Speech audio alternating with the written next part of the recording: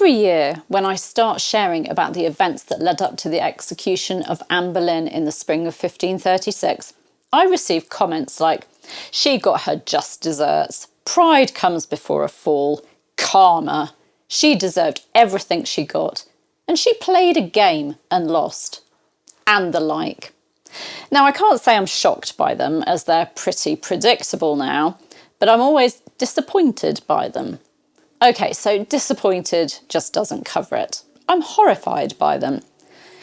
And it's not just because of my personal views on Anne Boleyn and what happened to her.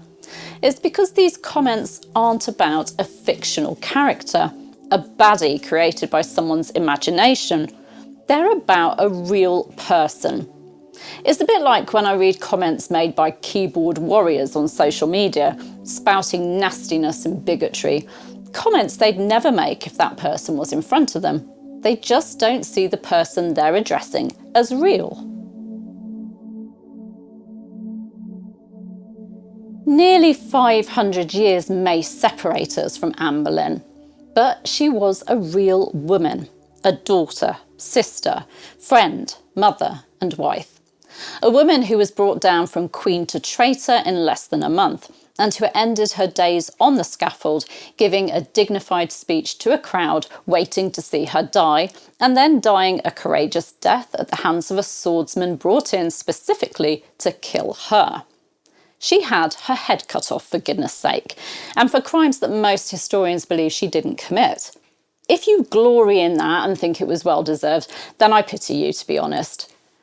Anne had her flaws. She said cruel things she later regretted, as we all do. But did she deserve to be executed on false charges? Nope. As for her playing games, stealing someone's husband, etc., etc., well, that's giving her far too much power. I think Henry VIII had quite a lot to do with what happened to Catherine of Aragon and Mary, don't you? I do get people who ask me, did Anne Boleyn deserve her fate?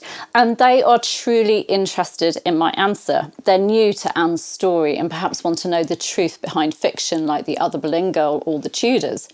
They're not sure what happened. And I love answering their questions or pointing them in the direction of my videos, articles, books and resources that will help them. The answer to their question is, of course, no. I don't believe that Anne or the 5 men were deserving of their fates. And let's give those men names, because they're often forgotten. George Boleyn, Lord Rochford, Sir Henry Norris, Sir Francis Weston, William Brereton and Mark Smeaton. All 6 of those people suffered huge miscarriages of justice.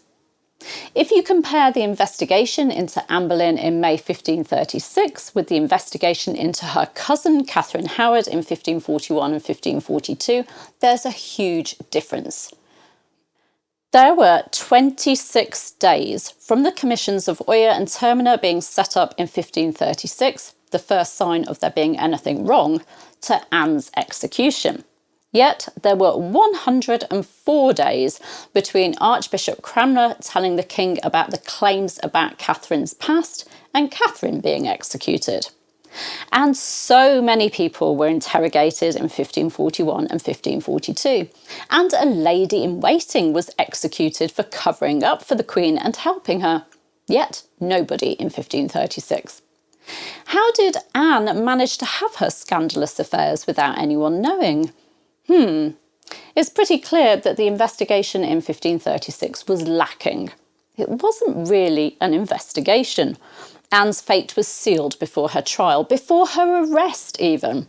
It was simply a case of organising the legal machinery to use against her and to ensure the desired end result, a dead Anne and the blackening of her name. The indictments drawn up listing the alleged offences committed by Anne and the men are shocking, not only in the salacious language used, the scandalous behaviour listed, the awful crimes said to have been committed, but also in the carelessness of the dates and places listed. Someone didn't do their homework, did they? As Eric Ives noted in his groundbreaking biography of Anne Boleyn, 3/4 of them just didn't make sense. They were impossible, in fact, because Anne or the man she was said to be with just couldn't have been at that location at that time. But that doesn't matter when the defendant is unaware of the specifics of the charges and doesn't have a hotshot lawyer to ensure the case is thrown out of court. We know from accounts that Anne defended herself admirably, and her brother George defended himself so well that spectators at his trial believed he'd be acquitted. And there was no evidence, and no witnesses were called against any of them. No woman stood accused of helping Anne hide her crimes, even though a queen was never alone.